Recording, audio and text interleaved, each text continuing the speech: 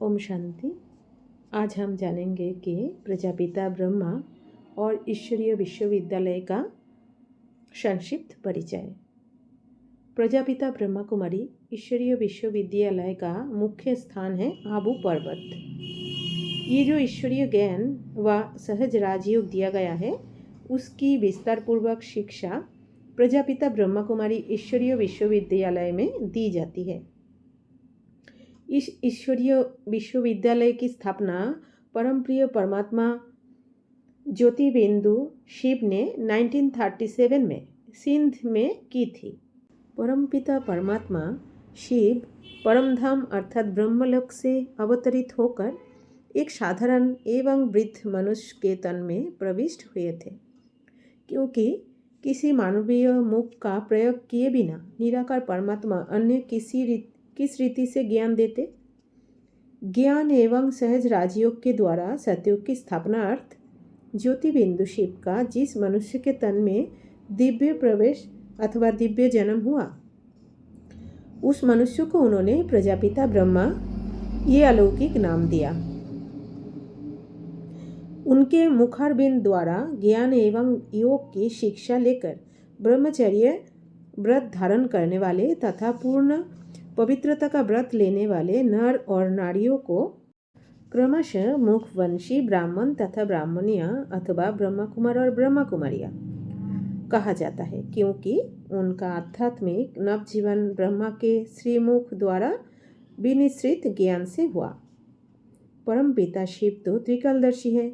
वे तो उनके जन्म जन्मांतर की जीवन कहानी को जानते थे कि ये ही सतयुग के आरंभ में पूज्य श्री नारायण थे और समयांतर में कलाएं कम होते होते अब इस अवस्था को प्राप्त हुए थे। अतः इनके तन में प्रविष्ट होकर उन्होंने सन 1937 में इस अविनाशी ज्ञान यज्ञ की अथवा ईश्वरीय विश्वविद्यालय की 5000 वर्ष पहले की भांति पुनर्स्थापना की। इन्हीं प्रजापिता ब्रह्मा को ही महाभारत की भाषा में भगवान का रथ भी कहा जा सकता है। ज्ञान गंगा लाने के निमित्त बनने वाले भागीरथ भी और शिव वाहन नंदीगण भी। जिस मनुष्य के तन में परमात्मा शिव ने प्रवेश किया, वो उस समय कलकत्ता में एक विख्यात जौहरी थे और श्री नारायण के अनन्य भक्त थे। उनमें उदारता, सर्वों के कल्याण की भावना, व्यवहार कुशलता, राजकुलोचित शालीनता और प्रभु मिलन की उत्कट चाह थी। उनके संबंध राजाओं महाराजाओं से भी थे, समाज के मुखियों से भी और साधारण एवं निम्न वर्ग से भी खूब परिचित थे। अतः वे अनुभवी भी थे और उन दिनों उनमें भक्ति की पराकाष्ठा तथा वैराग्य की अनुकूल भूमिका भी थी। अन्य से प्रवृत्ति को दिव्य बनाने के लिए माध्यम भी प्रवृत्ति मार्ग वाले ही व्यक्ति का होना उचित था। इन तथा अन्य अनेक कारण से त्रिकालदर्शी परमपिता शिव ने उनके तन में प्रवेश किया। उनके मुख द्वारा ज्ञान एवं योग की शिक्षा लेने वाले सभी ब्रह्मा कुमारों एवं ब्रह्मा कुमारियाँ में जो श्रेष्ठ थी, उनका इस अलौकिक जीवन का नाम हुआ जगदम्बा सरस्वती। वो यज्ञ माता हुई। उन्होंने ज्ञान बीना द्वारा जन जन को प्रभु परिचय देकर उनमें आध्यात्मिक जागृति लाई।